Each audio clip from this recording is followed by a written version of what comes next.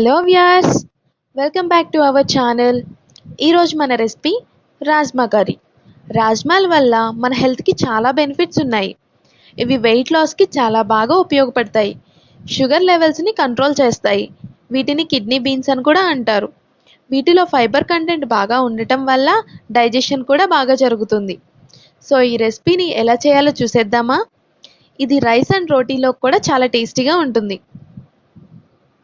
ఒక 2 కప్పులు రాజ్మాలను తీసుకొని ఓవర్ నైట్ సోక్ చేసుకొని ఆ నానబెట్టుకున్న రాజ్మాల్ని కుక్కర్లో వేసుకొని 6 నుంచి 8 విజిల్ వరకు రానివ్వాలి.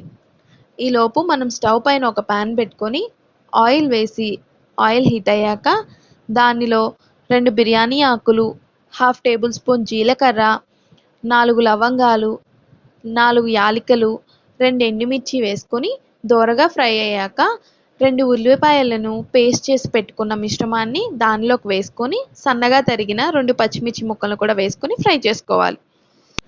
దానిలోనే 1 టేబుల్ స్పూన్ అల్లం వెల్లుల్లి పేస్ట్, చిటికెడు పసుపు, 1 టేబుల్ స్పూన్ కారం, 1/2 టేబుల్ స్పూన్ ధనియాల పొడి, 1 టేబుల్ స్పూన్ సాల్ట్, 1 స్పూన్ కొబ్బరి పొడి వేసుకొని బాగా కలుపుకోవాలి.